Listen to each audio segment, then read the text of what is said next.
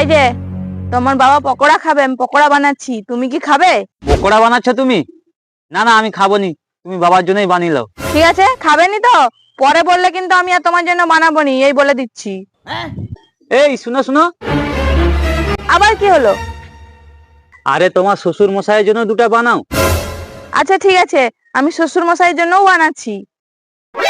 এই শুনো শুনো, আবার কি হলো? আরে আমাদের ছেলে মেয়েদের যে দাদু আছে তার জন্য দুটো বানাও। ঠিক আছে বানাচ্ছি, বারবার ডাকতেছ কেন? একবারে তিনজনের বলে দিলেই হয়। এই শুনো শুনো, আবার ডাকতেছ? তুমি কি আমাকে পকোড়াটা বানাতে দিবেনি নাকি? বলছি আর একটা কথা, তুমি কতদূর পড়াশোনা করছো? কেন? আমার পড়ালে তোমার সন্দেহ আছে নাকি? আমি বিএ পাস। ও, তুমি বিএ পাস? তাহলে তো অনেক শিক্ষিত। আচ্ছা তাহলে বলো তো, আমার বাবা তোমার কে হয়?